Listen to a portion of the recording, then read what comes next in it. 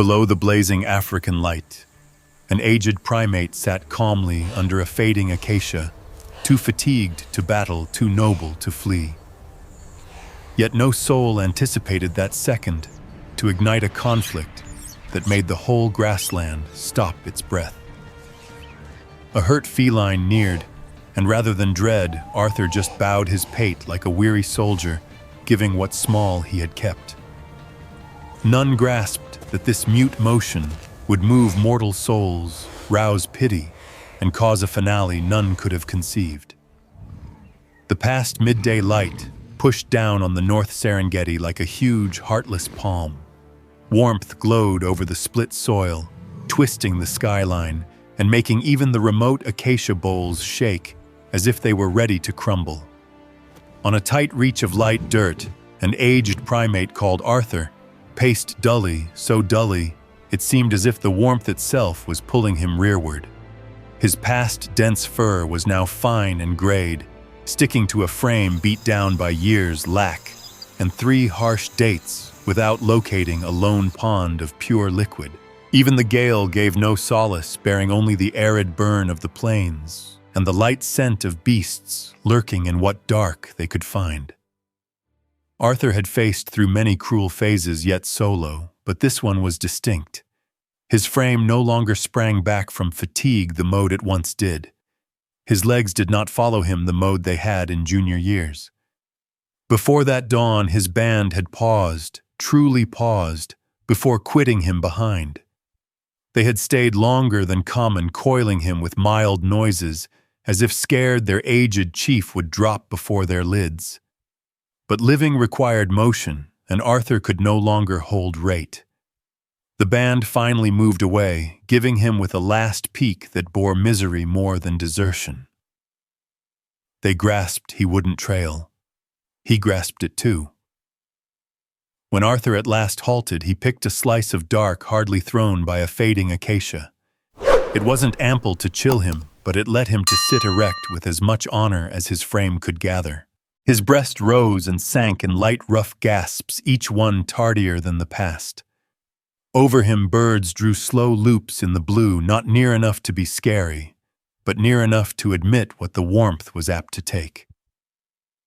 Arthur didn't blink at their being.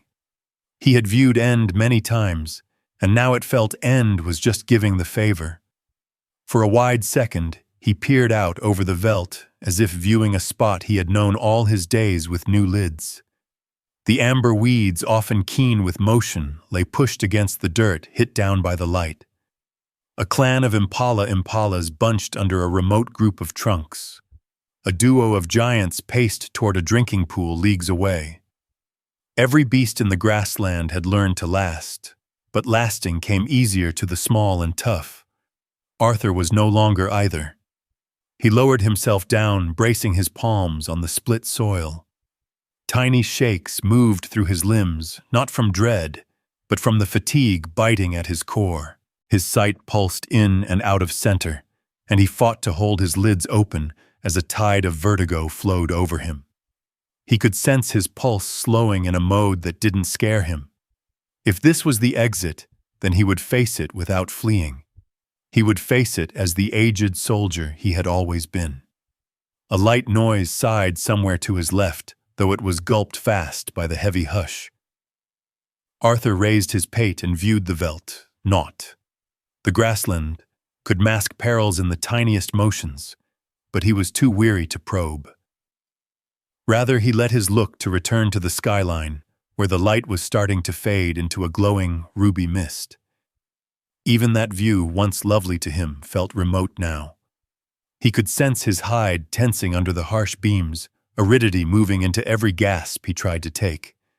If a mortal medic had been there, they might have spoke about thirst, lack, heat blow, or urgent aid. Words like cure, long date recovery, or even the type of unique coverage feral beasts never got, but mortals often spoke of.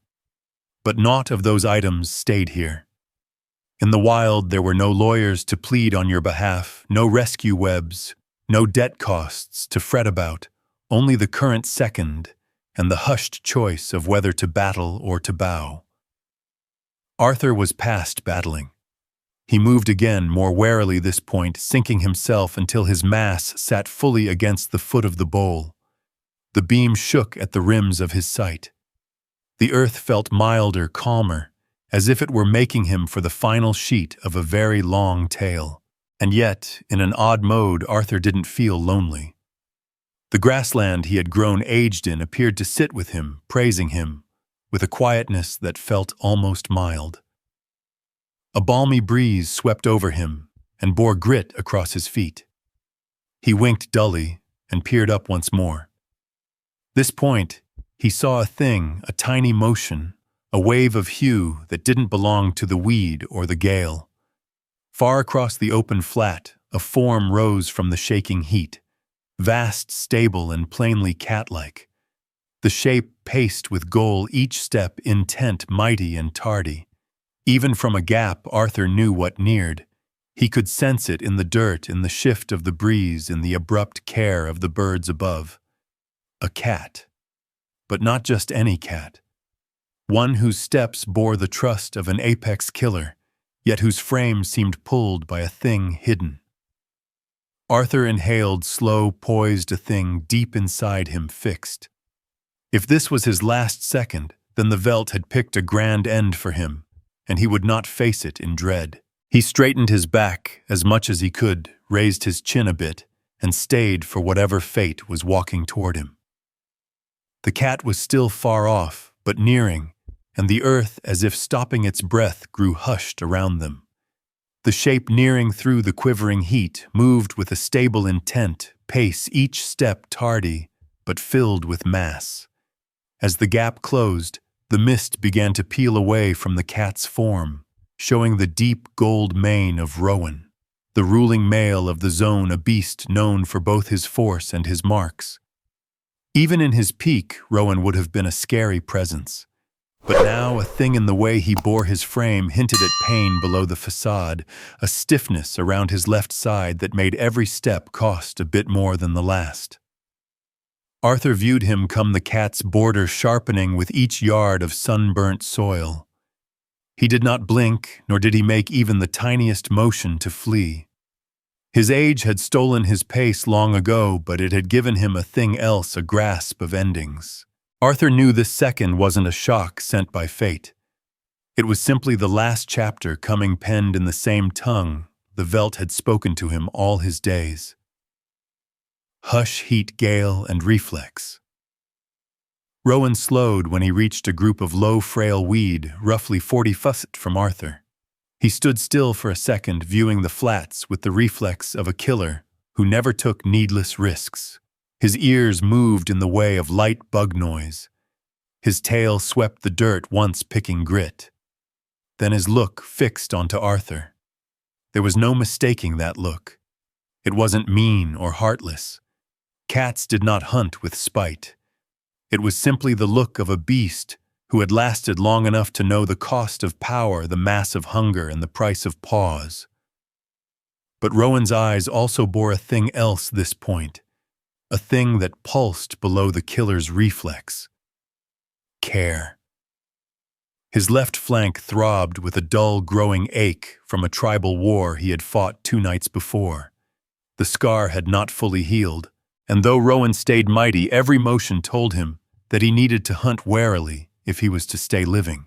He took another tardy step onward. Arthur didn't move, not even his digits moved.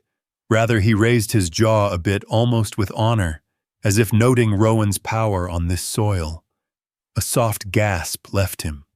A light shaking exhale that bore no dread, only giving.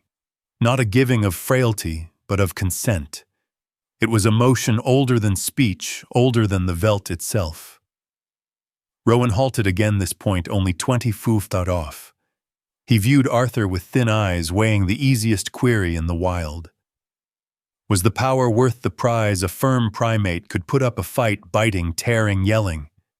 But Arthur was no longer firm. His frame slumped with fatigue, his fur light and thin. He looked more like a record of a soldier than the soldier himself.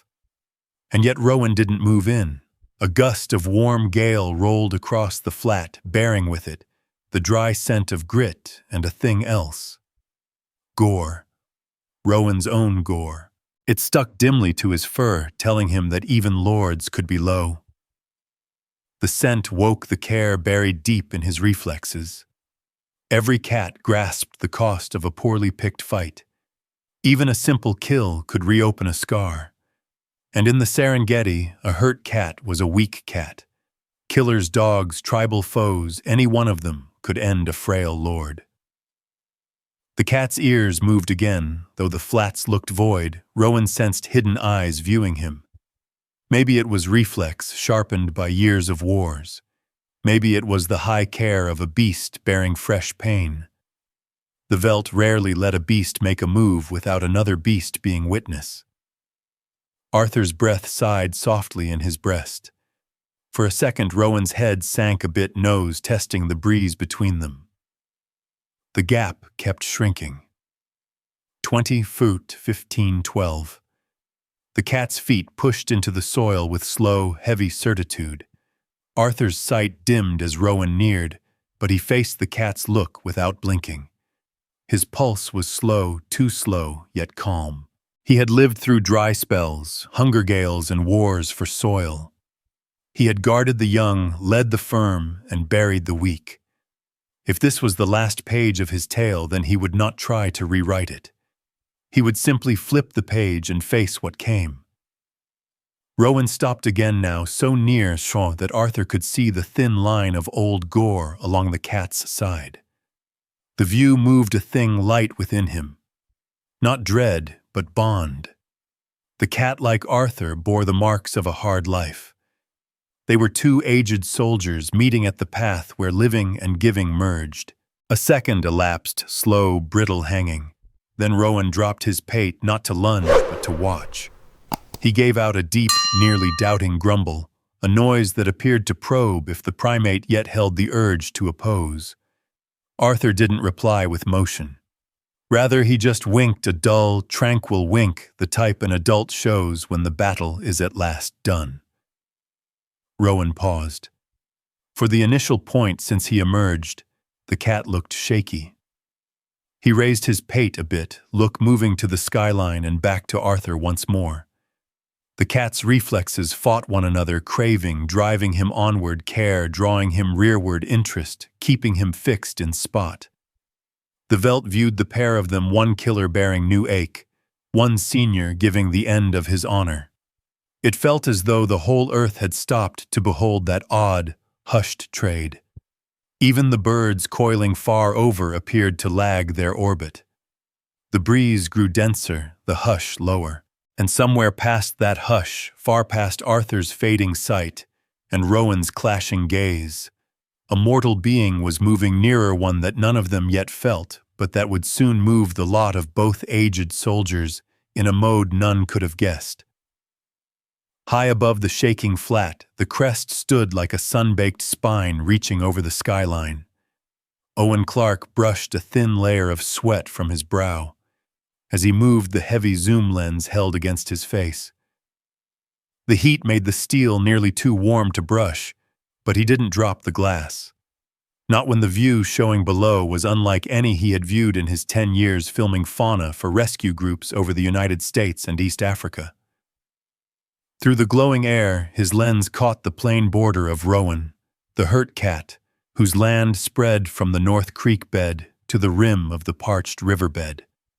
But it was the still shape at Rowan's feet that sent a firm shock through Owen's soul. Arthur, the aged primate he had been filming for the past 2 weeks. The senior whose gray coat had caught his eye dates before, whose slow walk told the mute tale of age, wit, and living. Now Arthur sat totally still below a dying acacia facing the cat without shaking or plea, as if the second belonged not to dread, but to honor.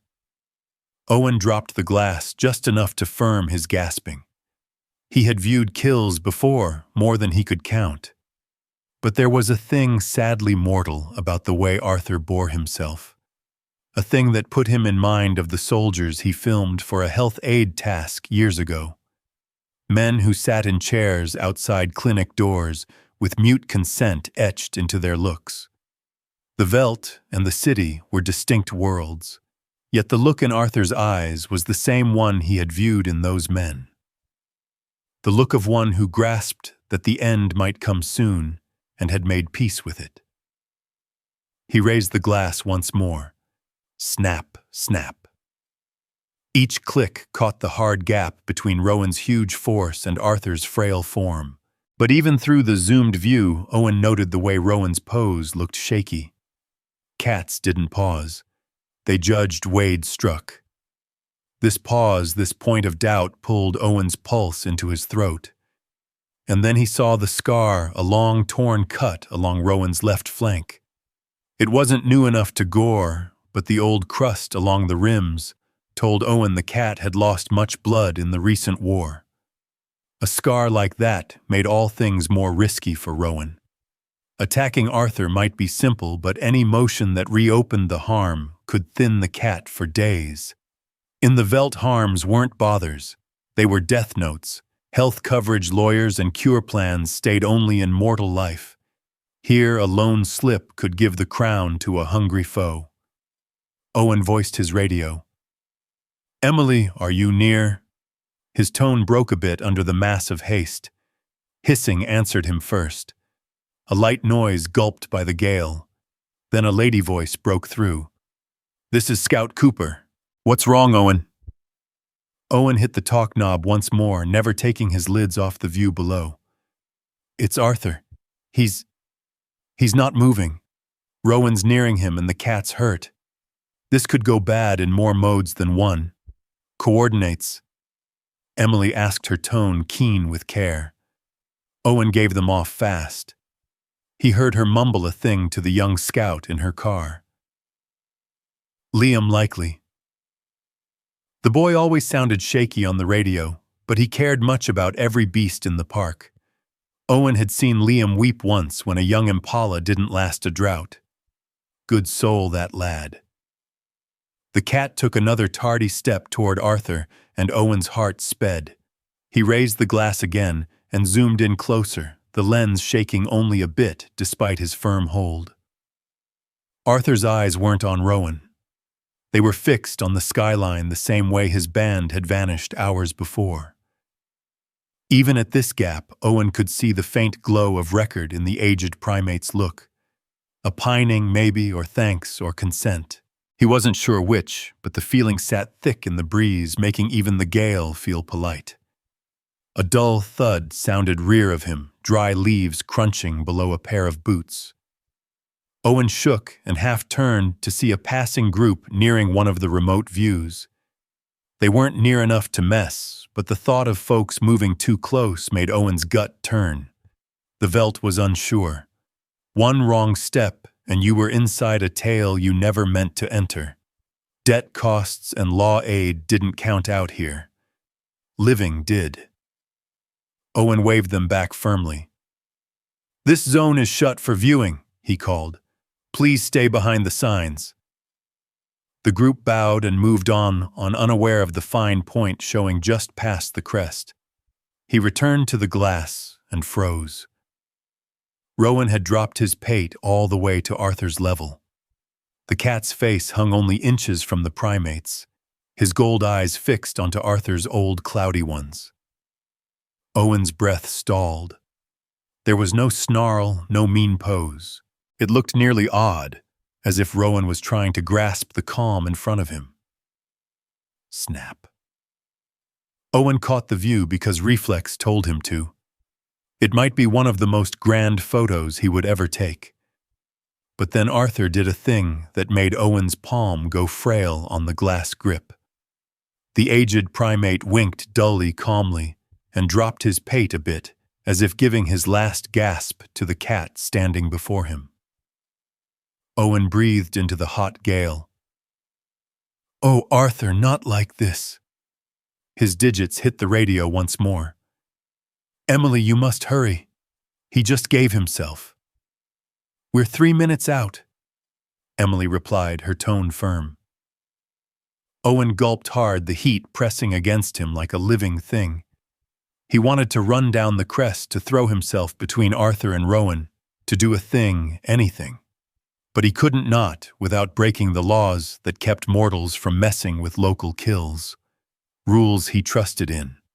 Rules Emily kept, but rules that now felt sadly. Beneath him, the cat and the aged primate stayed fixed in their mute old dialogue, one giving, one choosing, and Owen, stuck between task and mercy, held his lens aimed at them, aware that the coming brief moments might alter all things.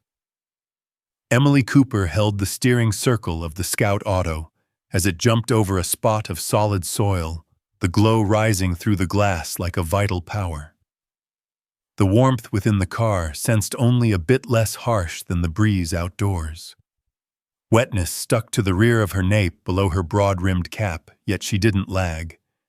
Not when Owen's tone had borne that sound, the one that showed a thing in the veldt was occurring that must not be missed. Next to her, Liam Perez battled the jerky movement of the truck to firm his glasses. The 30-min Scout had turned keen and vital, the second Owen hailed in Arthur's spot and Rowan's closeness. Liam wasn't a novice, not quite, but he was fresh enough that his soul still dwelt nearer to mercy than rules. Emily liked that, though she knew it might bring him grief one day. Out here, norms stayed for a cause. The veldt had its own right, its own codes that had stayed long before terms like plan safety or even aid payment were ever made. "Can you view them now?" Emily asked, holding her lids aimed ahead, while also fighting the wish to press more on the fuel. Liam bent onward once more, peering through the mist. "Not plainly. The glow's twisting all things, but I can spot Rowan's form." His tone fell. "And Arthur, he's not stirring, Emily." She gulped, chin tensing. Owen stated the cat was hurt. If that's real, Rowan might be more unsure than common. More unsure meant more risky, not just for Arthur, but for any beasts near. A hurt killer was a shaky one. Emily had led cases before, having cats thinned by lack dogs halting from tribal wars, even giants moved by germs. But Rowan was in a distinct group, firm, smart, and deeply guarding of his band's soil. If his scar was bad enough to make him wary, it was bad enough to make him wild. Liam dropped the glasses, his face wrinkling below his sun-worn hair. "We can't just let Arthur perish thus, not when he's too frail to even flee." Emily sighed dully, the type of gasp that bore years of drill and the mass of duty. "We don't mess with local kills. You grasp that?"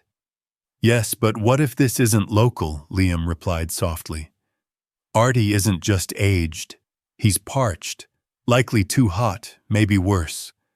That's not a just war. That's pain." He stopped, then stated, "Doesn't that count?" "It always counts," Emily said, milder than she meant. "But if we move in every time the result feels unjust, we quit being scouts and turn into a thing else wholly. The park stays stable since we let world manage its own wars." Liam pushed his lips together, unhappy, but hushed for a bit. Then he stated, "I read Arthur's notes once more last night." Emily peered at him from the side, "and he's one of the final living males from the elder bands noted along this zone. He's been part of study tasks for years. Habit notes, moving paths, lack living logs, the type of facts that assist gain funds and even assist beast law groups plead for home safety." Emily's brow rose a bit. "I know his logs. So don't you think just this once he merits a finale that isn't bloody a thing less mean?" She didn't reply at once. Outdoors, the car, the air glowed with a warmth that appeared to twist fact itself. The veldt was both lovely and harsh, its codes elder than mortal aid. For decades, Emily had followed those codes as firmly as any scout. But a thing about this state, Arthur's age. Rowan's harm, the harsh glow made the rim between local and odd dim.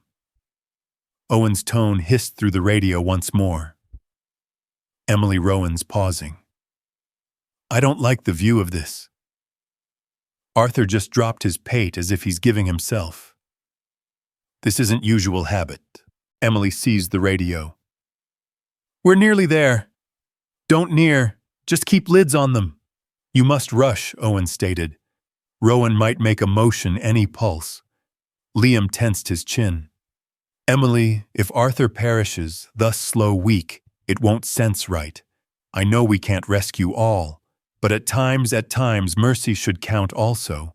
Emily didn't wish to grant the fact he was stating, but she sensed it still a pull deep within her heart. She had viewed many beasts perish in the wild, some harshly, some calmly.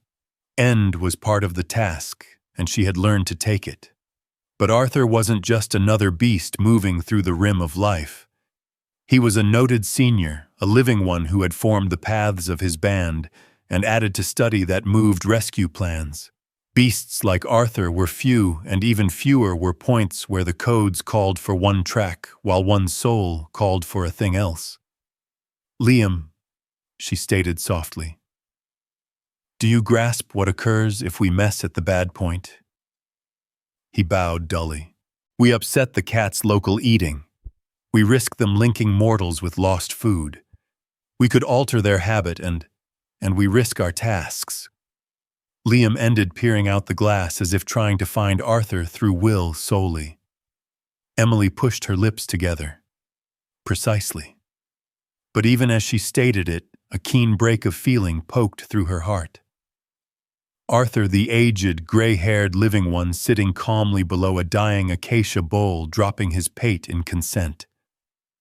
Rowan, a hurt lord facing his own wars, pausing over a simple kill, and the light, heartless firm pushing down on both soldiers as if driving them to their rims.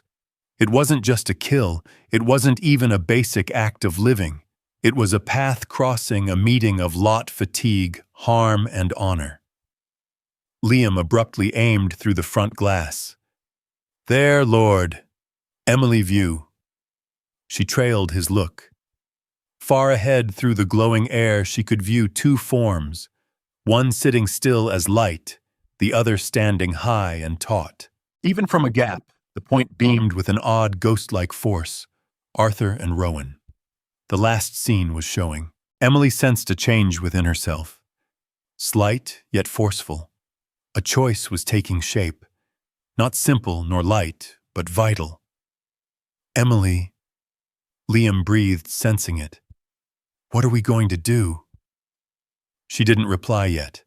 Instead, she pushed the fuel pedal, feeling the truck surge onward, her pulse matching the motor's rising purr.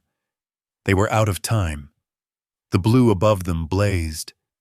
The soil below them split, and ahead 2 aged soldiers stayed for whatever fate the coming minute would bring. The breeze near Arthur felt more burdensome than any load he had ever borne. The glow pushed upon his hide, the hush grew thick, and every gasp he took seemed to scrap the inner of his breast.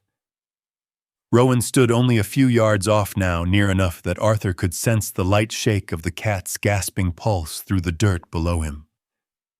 The 2 aged soldiers faced each other in a point hung somewhere between living and giving reflex and honor. Arthur's sight pulsed not with dread, but with the fatigue of a long, hard-spent life. He had felt the change within himself not long before the mute admission that he no longer belonged to the pace of the moving band, no longer held the force to hunt battle or guard. His frame had become an old jar, worn thin by years of lack and living. And now he peered into Rowan's gold eyes and found a thing oddly known there. Fatigue ache, a record etched into brawn and mark. Rowan moved his mass, his hurt side tensing in distress. The old gore along his bone frame had started to split in the glow, making the cat scowl in a mode only another beast of age might grasp. But his lids never left Arthur. A thing in the aged primate's pose, still firm, steady, pulled Rowan's reflex in clashing paths. Part of him sought the simple kill. The other part felt a strain deeper than living. A strain that had naught to do with hunger and all to do with honor. Arthur felt it too, the odd pause vibrating in the air, like a frail bridge between them. Dully he inhaled, He did not seek to perish in shock or the mess of battle. If this was to be his last point, then he would face it with whatever honor he had kept. And so, with the final scraps of power he held, Arthur softly dropped his pate. It wasn't a nod of failure. It was an offering, an old life putting itself in the palms of a hurt lord. The impact on Rowan was instant. The cat locked his feet fixed to the soil. His ears moved with worry. He had viewed many prey beasts give fall from dread hide flee until their legs broke, but never had a beast given itself with such calm, such mute intent. Rowan paced onward, a wary, intent motion. His nose sank toward Arthur's dropped pate, and for a wide second he just breathed in the scent of age and grit and glow. Arthur did not blink. His breath shook, but his frame stayed still. He could hear his heart lag, could sense the mass of the light pulling at his mind. Records pulsed through his fading sight. The dates he'd chased younger primates through dark limbs. The nights he'd tucked near his band during gales. The noise of his mate hailing over the veldt. Points that formed a whole life. Rowan raised his pate a bit, viewing the aged primate as if weighing a thing deeper than reflex. His tail gave a lone, dull flick. He pushed his nose once very softly against Arthur's flank. It wasn't a strike. It wasn't even a test. It was more like a salute, some mute bond between one beast nearing the rim of life and another beast old enough to honor the second. From the crest over, Owen viewed the trade through his glass with a quaking palm. The lens zoomed every trait of that unreal hush, the dip of Arthur's pate, the odd calm in Rowan's eyes. Owen had filmed cats for years, had caught scenes bloody and grand, but not like this. This wasn't nature's fangs and claws. This was a thing older, a thing mortal souls grasped all too well, the point when two lives bearing their own loads see each other's fatigue. He breathed into the mic tied to his recorder, a habit he used for logs. This is past reflex. This is a thing else. His tone broke. If anyone saw this, they'd grasp why we battle so hard for rescue. Why beast safety isn't just law or aid plans or money drives. It's points like this. Points that show their lives count. Below, Rowan sighed dully. The gasp rolled over Arthur like a warm wave of air. Then the cat raised his pate and paced around the aged primate, coiling him till Arthur didn't move. His lids stayed half shut, the light hitting off the gray locks of his fur. Rowan seemed to view him with rare patience, as if choosing if Arthur's mute offering merited a calm end or a thing else wholly. The cat's pause grew. Liam and Emily finally came to the rim of the scene, the truck halting just far enough away not to push in. Liam held the doorframe, hardly gasping. Emily, for all her years in the park, peered in doubt. She had never seen Rowan act like this, never seen any cat pause so long over such an easy prize.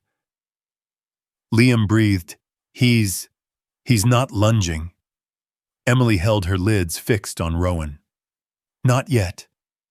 There was a shaking point, one where the whole veldt appeared to stop its breath.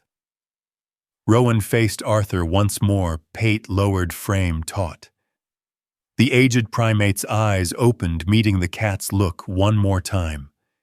In that tiny second, a thing passed between them, a thing that had naught to do with killer and prey.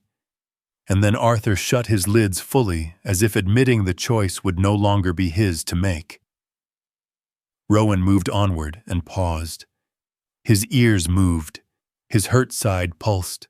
His eyes shifted toward a light noise moving over the flats, the deep buzzing purr of Emily's truck motor fading in the glow. The cat raised his pate. A fresh strain pulsed through the second. Arthur had given his life. Now Rowan had to choose what to do with it. Rowan's feet reached into a wide, shaky stillness, that rested upon the grassland like a quivering shroud.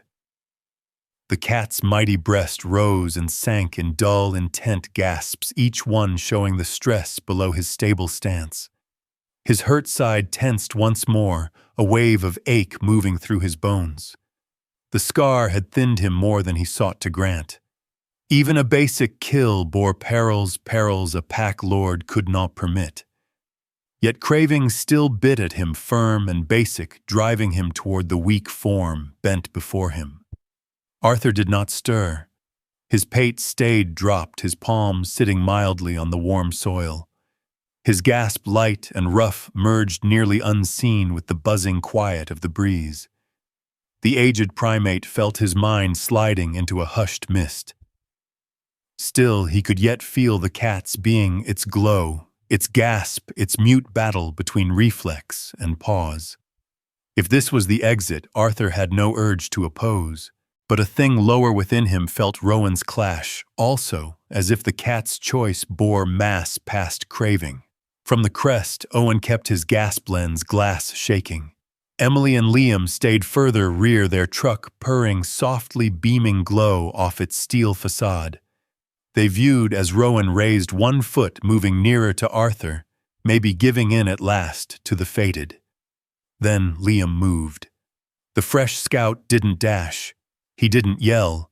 Rather, he hit into the truck and seized the glossy mirror sheet used for fauna maps, its glazed face seizing the harsh sunbeams. Without staying for leave, he tilted the mirror toward Rowan's head. A keen spark of beam bounced over the arid breeze, a swift piece of glow that pulsed straight into the cat's lids. Rowan recoiled with a shocked snarl, pulling his pate away. His ears dropped as he winked against the ray. It was not the dazing fury of lamp beams in gloom. It was a brief, confusing flash, a thing the cat could not at once grasp. His tail beat the soil, raising up grit. Emily moved in next. She turned the truck's motor from rest to a deep, buzzing speed, making a pulsing hum that flowed out over the soil like remote storm. It wasn't the harsh blow of a car beep. She wasn't wild. Rather, she picked a managed deep-tone thud that scouts used in unique urgent rules. A thing light enough not to scare, but firm enough to break a killer's focus. Rowan tensed his pate, turned toward the car lids closing. And then a next cat entered the view. Sienna, fresh, keen, and plainly wary, rose from the high weeds rear of Rowan, her being shocked even Owen on the crest. She was tinier than Rowan, but slim and swift, her stance taut with interest and care. She paced toward Rowan, rubbing her side against his, in a sign that bore both alert and support. She had viewed the mortals also, and unlike Rowan, she had always been shy of them. Rowan peered at her, truly peered. The link between cats was knotted, often mute, born through light signs. Sienna's look moved from Rowan's scar to the mortals, then to Arthur. Her frame locked as if calling care. A peril, a slip, not worth it. The cat's anger showed in a deep, thudding snarl. Craving fought with sense reflex, pushed against ache. Rowan faced Arthur once more, but the aged primate stayed still as rock firm even in the break. The honor of that quiet seemed to rest into Rowan's soul, calming the war inside him. Owen breathed from the crest. "Come on, Rowan. Pick the hushed path out. Pace away." Emily dully moved the truck a few yards onward, not ample to anger, but ample to tell Rowan that more upsets were coming if he drove the point too far. She knew the codes.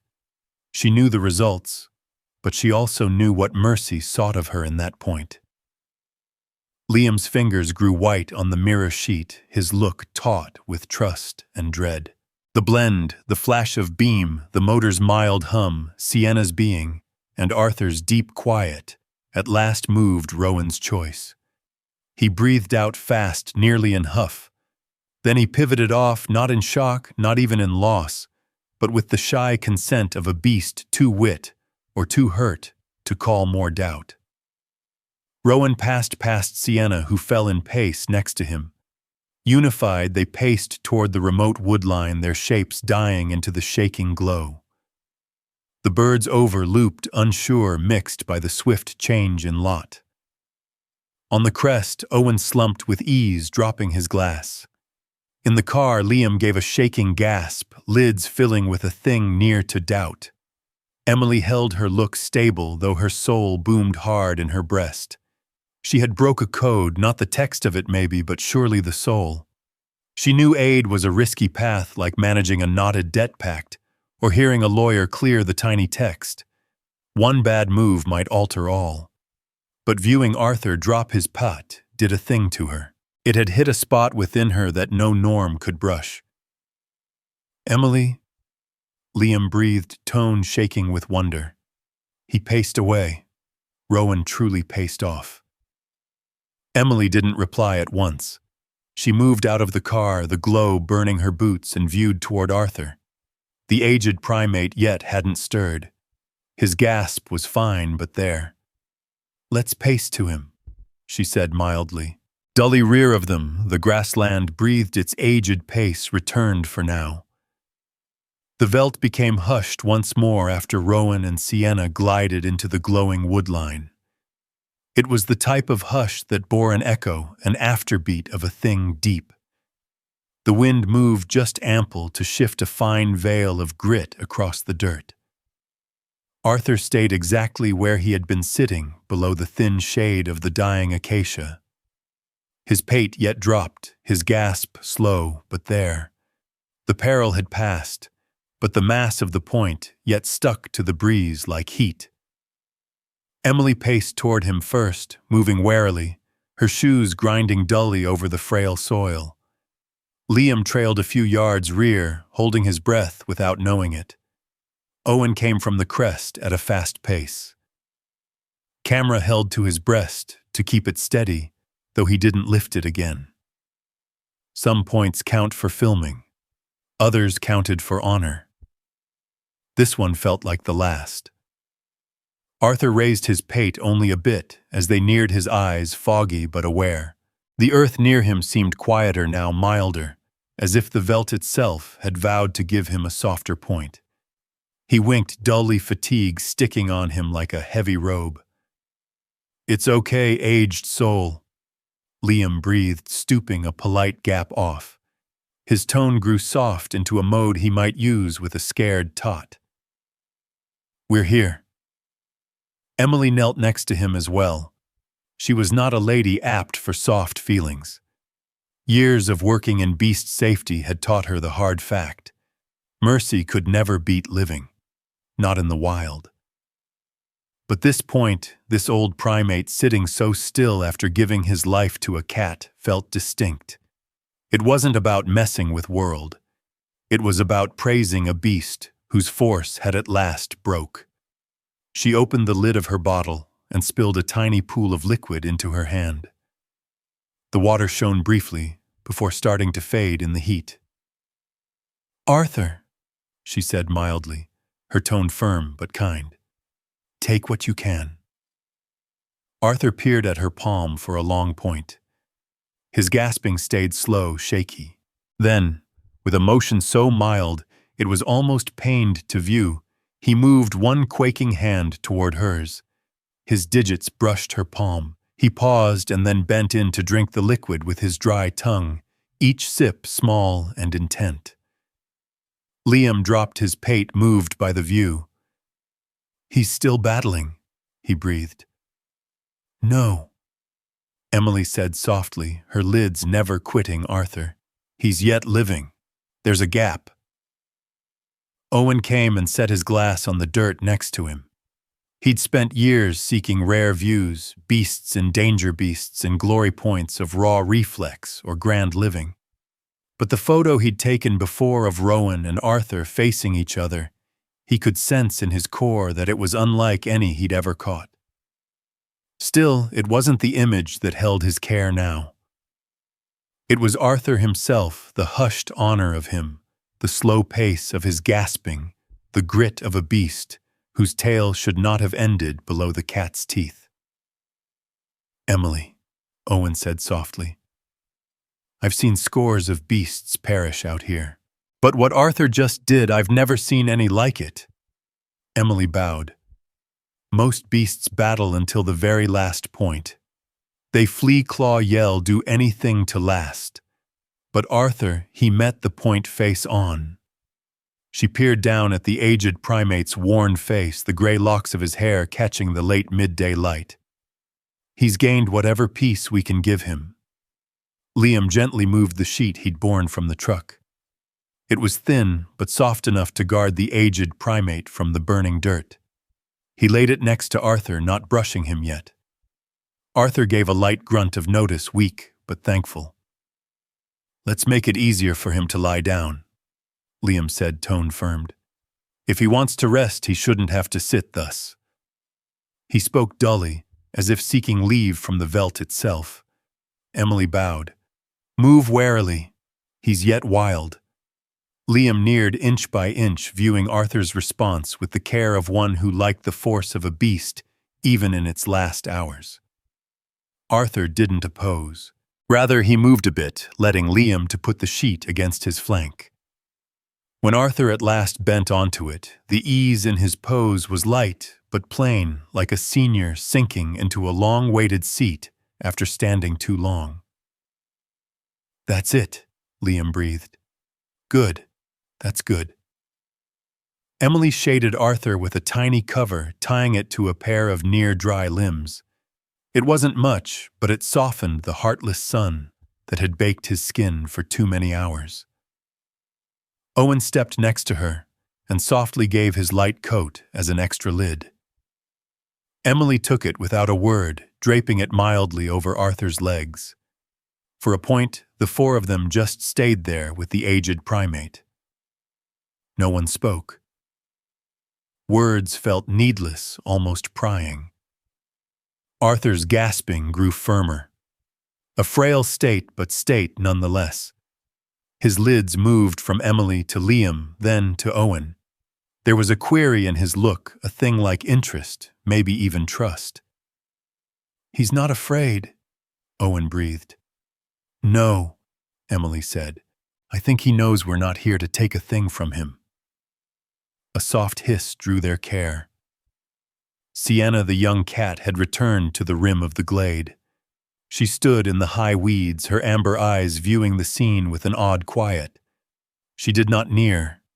She did not stoop or scare. She just viewed her pose, eased, almost musing.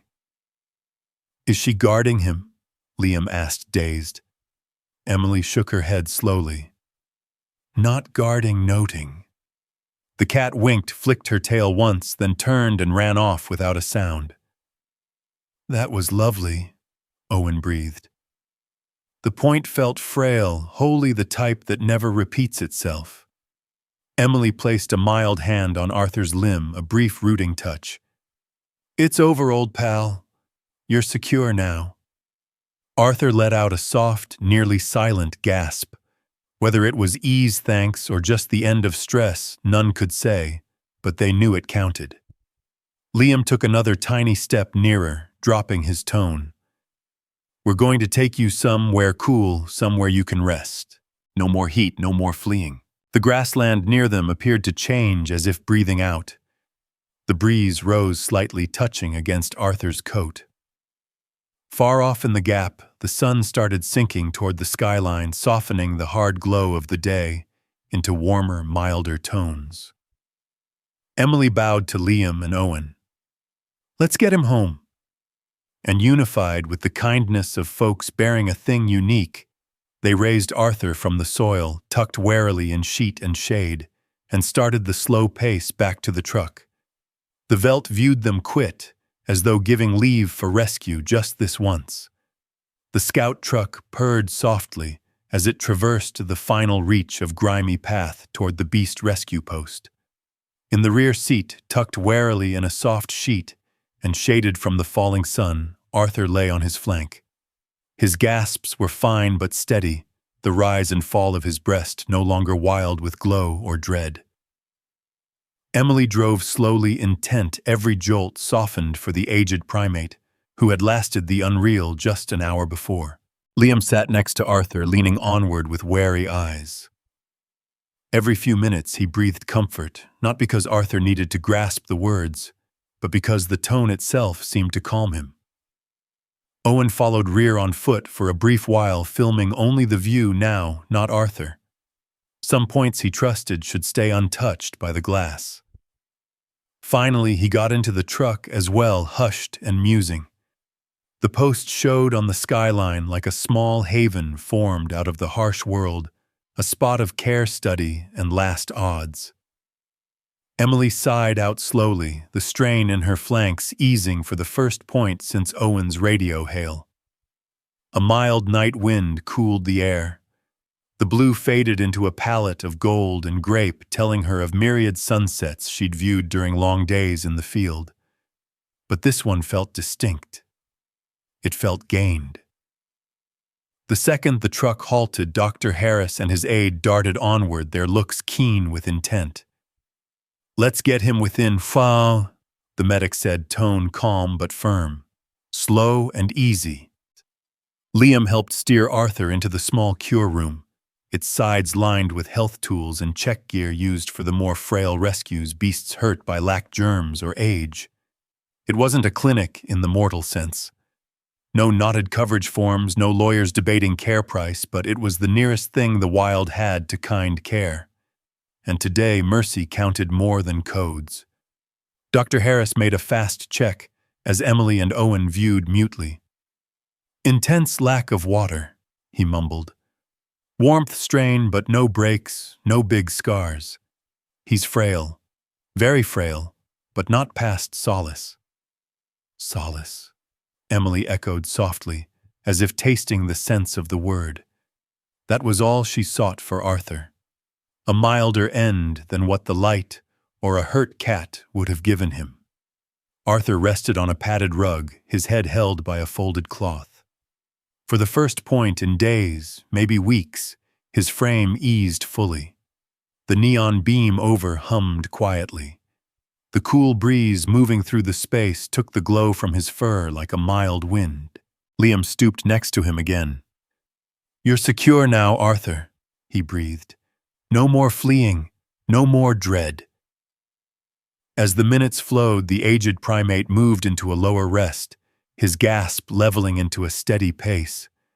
Not firm, but peaceful, a pace that felt like a soft vow. Owen stood near the entry palms in his pockets. His mind kept going to the point when Arthur dropped his pate to Rowan. A point of unreal grace. He'd taken many views in his life for rescue tasks, health drives, and even a clinic paper that once showed a mutt holding his aged pet. But the photo he had caught today, he knew it would live past him, but only if used wisely, never hyped. It wasn't a show. It was honor. After a bit, Dr. Harris peered up. "He's stable for now. He may have days, maybe a bit more. Hard to guess." He peered toward the group. "But he won't ache. Not here." Emily bowed, her throat tensing. She wasn't soft often, but Arthur had found a spot within her somewhere between duty and soul. "That's all we can seek." The sun had nearly faded when she paced outdoors. The veldt wind brushed over her skin, cooler now, bearing the scent of weeds and remote rain. Liam joined her, his look pensive. "Did we do the right thing?" he asked softly. Emily sighed slowly. "I think so. We didn't alter the parity of world. We just made sure he didn't perish in pain." "And Rowan, he made his choice," she replied. "And so did we." Just then the swish of weeds pulled their care. A gloom paced near the woodline. Vast, stable, plainly cat-like. Rowan. The hurt cat stood scores of yards off, half hidden in the dusk. His pose was calm, not mean. He just viewed the post, his gold eyes mirroring the final rays of day. Liam locked. "Is he looking for Arthur?" "Not hunting," Emily said softly, "just noting." Rowan stood still for a few points more. Then he dipped his head, not fully, not grandly, but ample. A sign, a parting from one aged soldier to another. Without noise, the cat turned and faded into the gloom.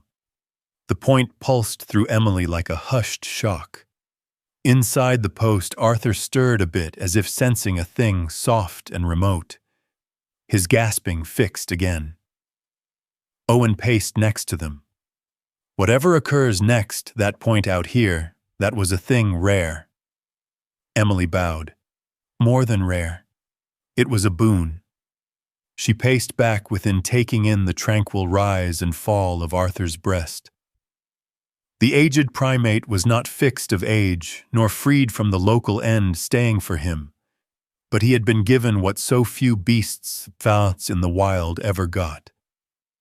One more day, one more night without dread, one more odd to rest in solace, honor, and kindness. As the night grew dark around the post, Emily sat calmly next to him, her hand sitting near his. She did not need words, neither did he. Life in the veldt was cruel. But tonight, Mercy had formed a soft nook of grace, a spot where an aged primate could shut his lids without fear and drift into the quiet of another dawn. And at times Emily thought that was ample.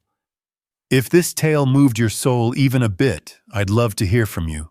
Just drop a simple one in the notes. No long text needed. Your note helps these kind tales reach more folks who yet trust mercy counts. And if you'd like to pace with me through more points like this, tales of grit, kindness, and the hushed links between mortals and wild souls, please subscribe and stay with us. There are many more paths staying for you in the next parts.